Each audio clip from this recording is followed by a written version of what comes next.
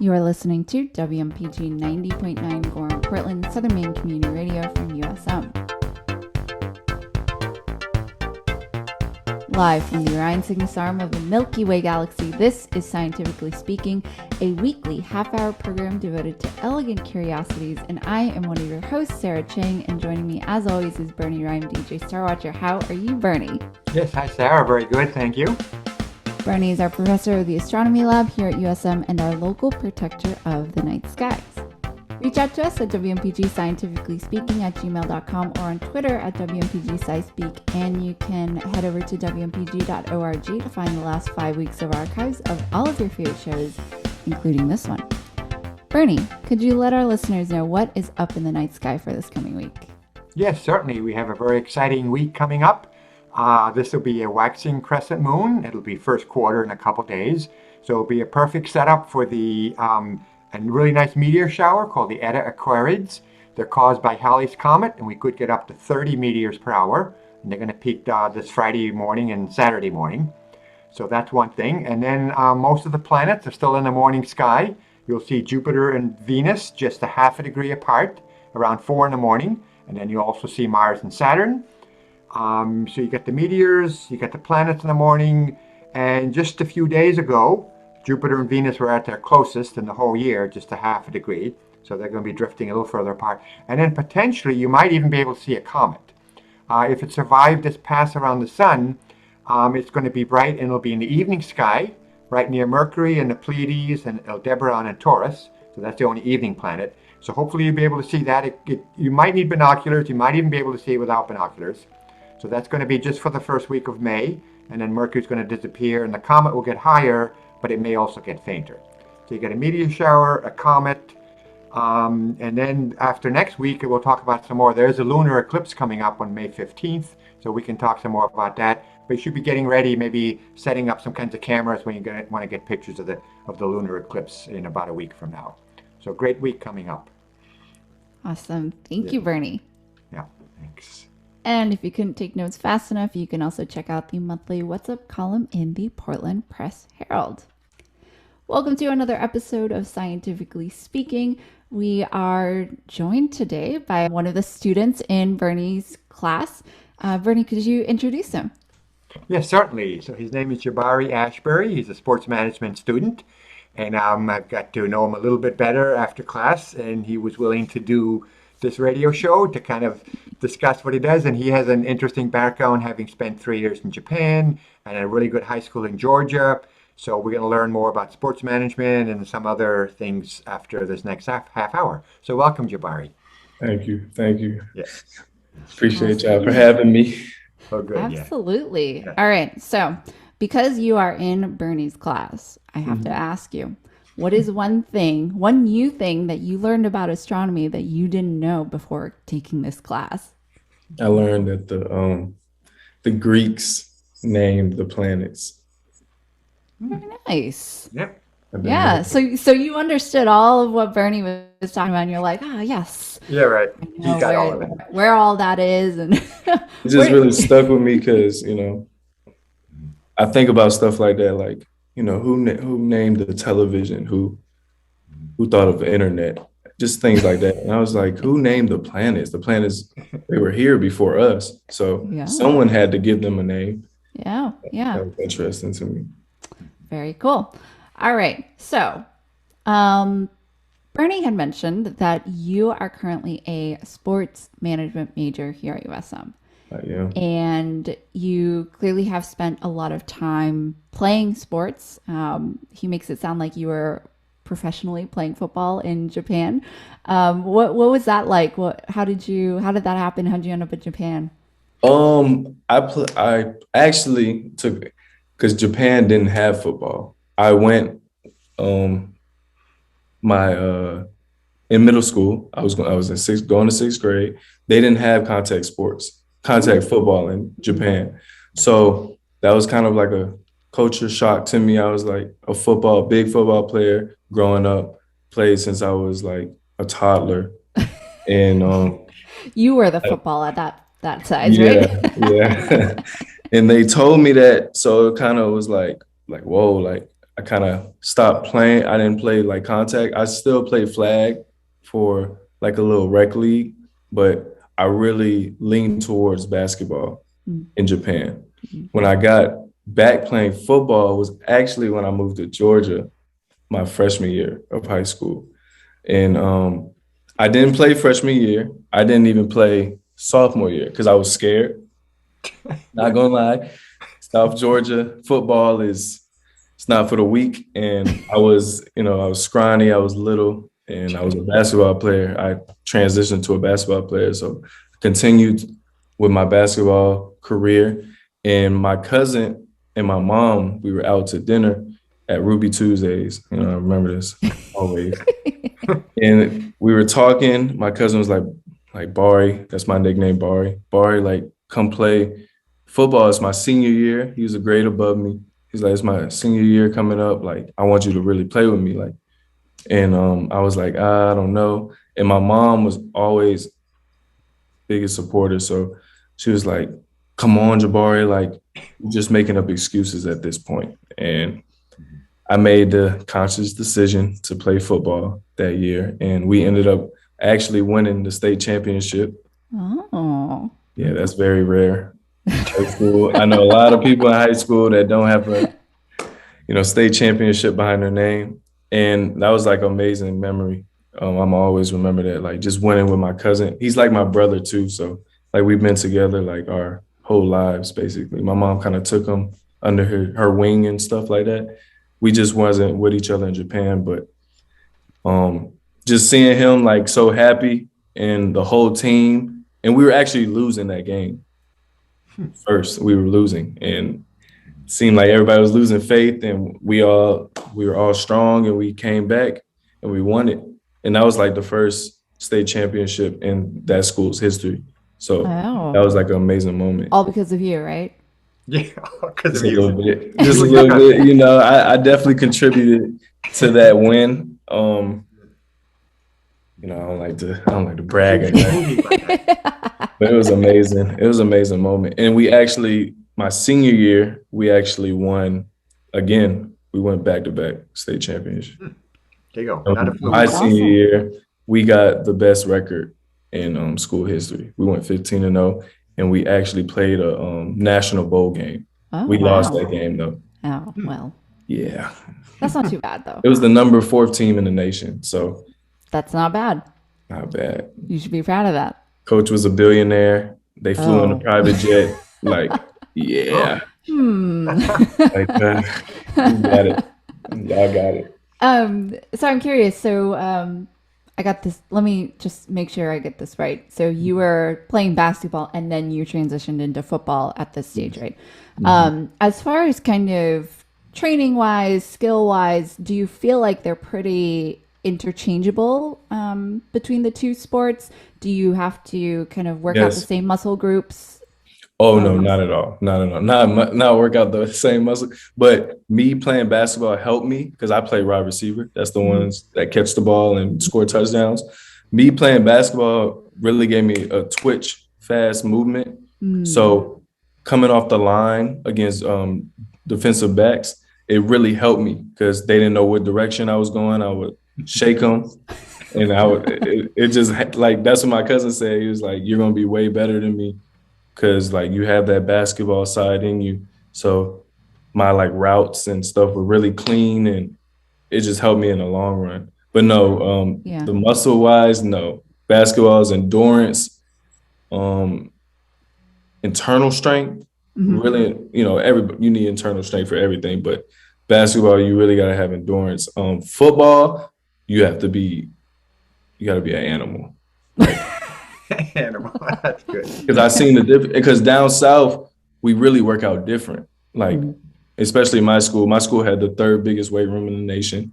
We were behind IMG and a school in Arizona, a big school in Arizona, and it was about 20-something racks, a 40-yard dash inside. It was like a multi-million-dollar facility. They were working on that. And it came that year that I started playing, so it was kind of fortunate for me. But skinny basketball players started working out, and I got really, really strong. My squat max was 400. pounds, and Wow. that's not even the best. The best was 605 pounds. That was the heaviest. And like I just became a different beast, if that makes An sense. A animal, different man. right? Yeah.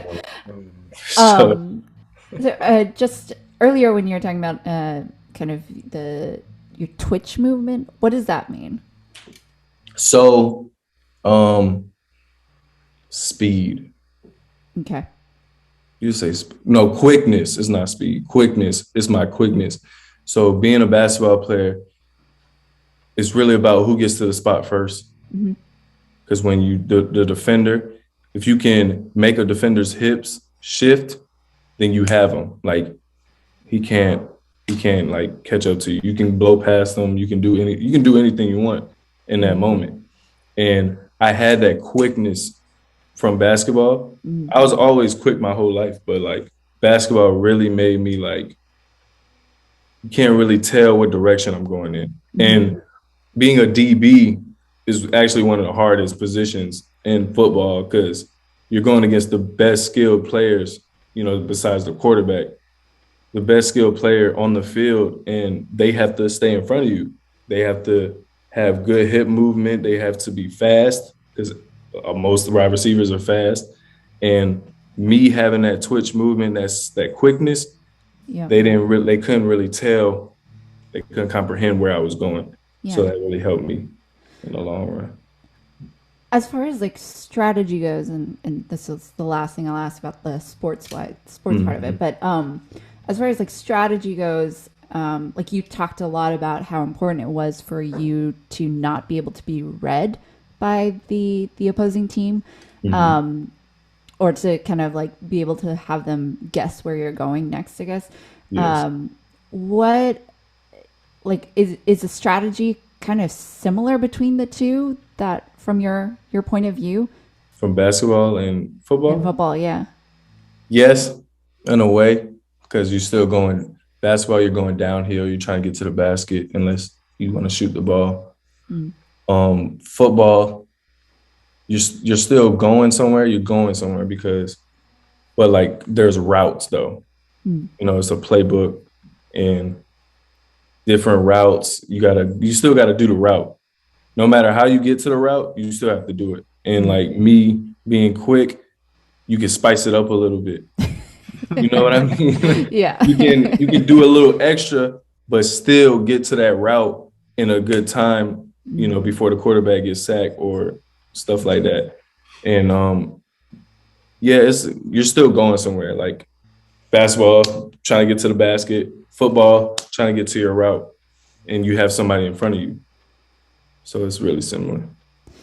It's just more physical. Yeah. Okay, so you are studying sports management. Yes. And I have no idea what that is. So I what I understand is that you are studying this because you hope eventually to be a sports manager for a sports team. But could you talk a little bit about what the general manager does for a sports team? Yes. The general manager is basically the top of the business aspect of a sports franchise. So he kind of controls, he looks over everything. So you have to know basically like sales. And sales is actually one of the best ways to just get your foot in the door. I've heard people told me and stuff. Like And you got to be outside selling tickets? selling tickets. Really? I was That's just joking, but I guess that's it. That's where some people start, and they just keep moving up. And it's obviously like if you have connections, you can just go in, like get kind of closer to the top. But it doesn't work like that for everybody. And he looks over everything. He has control of the franchise, like money. He can see all those things. Like it's just logistically, he sees the franchise of whatever franchise it is. And that's what I want to do. So. who are kind of some of the other roles that you would work with as a general manager in terms of like operations? What are some of the important things that, like, what if you failed as a general manager? What like what would happen to the sports team, I guess? Could it like go out of business in a way? Yes. Yeah, it could because you're the organizer of the franchise. So if the organizer isn't organized and he got all this stuff messed up in his head, then everybody's gonna be like, you know, we're still human, so everybody's gonna, you're smart, you can make things work, but if the organizer isn't organized and he doesn't have a nice spreadsheet of everything that needs to be done, then things are just gonna be out of whack. And if things are out of whack, then that means less money. And that means bad things are gonna happen. Especially if you don't have if the money's not coming in, not fluctuating and stuff, then the franchise is gonna fail as a whole. But it's like general managers, they work with like media and um food, like the food and like sports games, everything, like all of that, transportation. You gotta know all that stuff. I see. So it almost sounds more like learning how to run a business, I guess, but specifically the teams. In a sports way, yes. You gotta know all the aspects that goes into a franchise. And that's what I'm doing right now.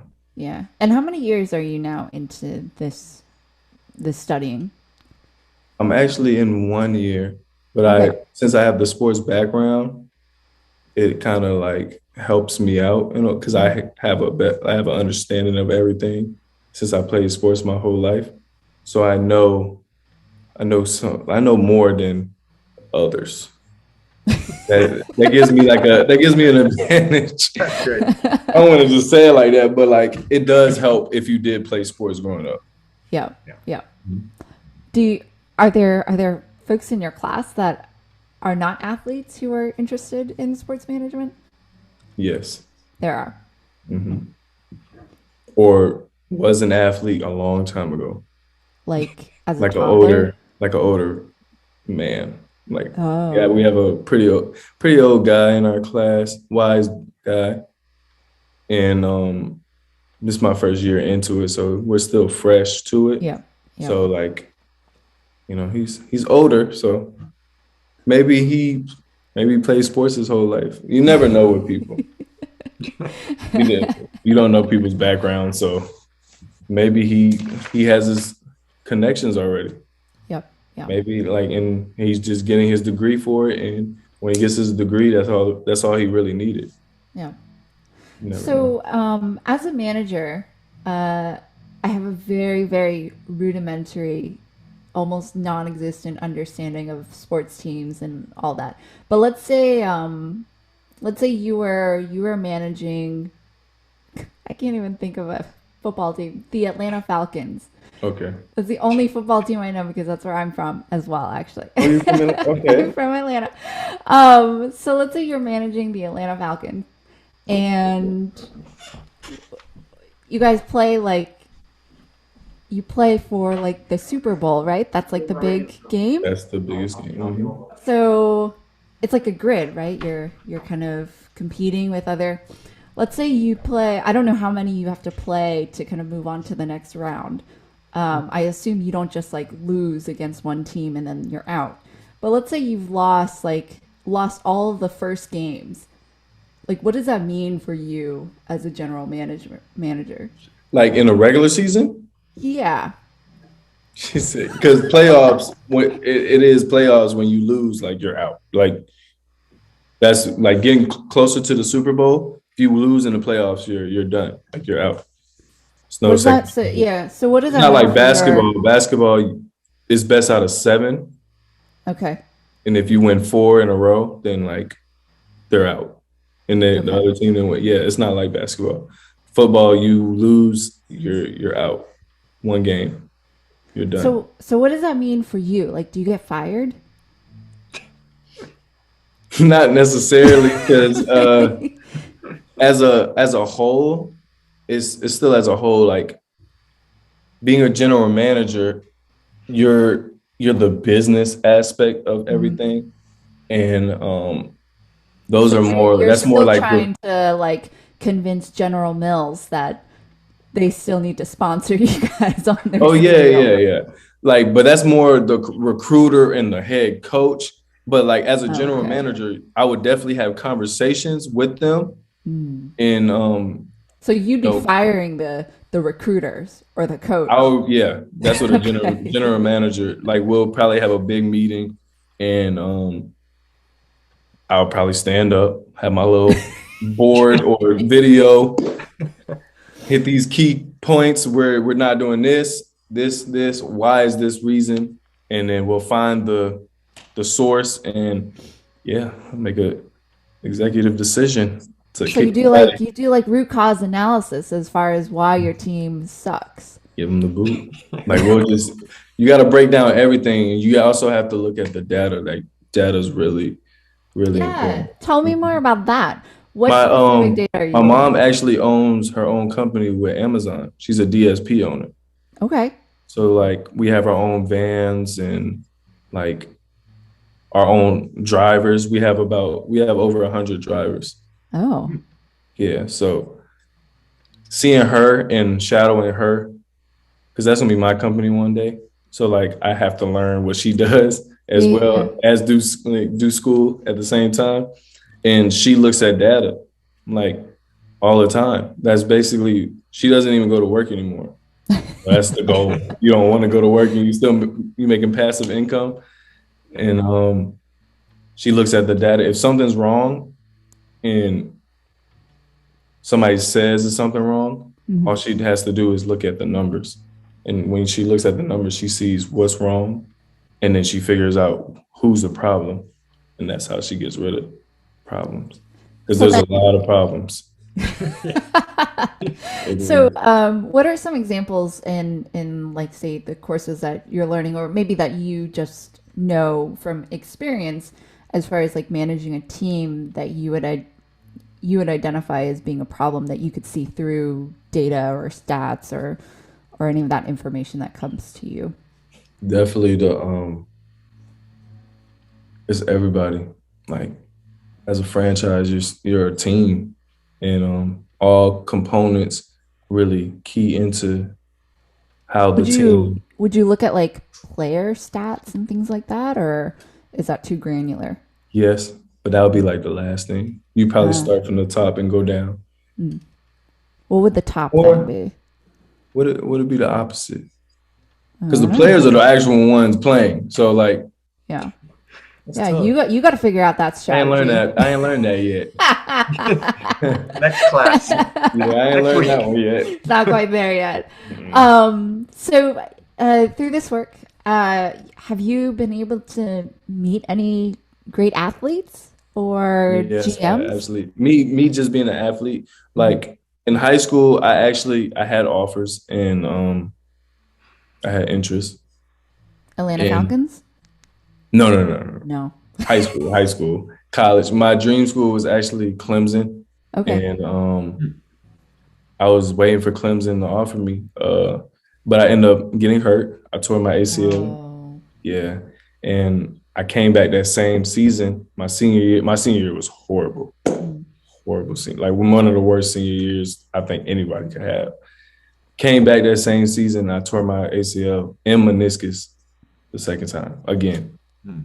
Yeah, so that kind of like made my life kind of shift in a different direction.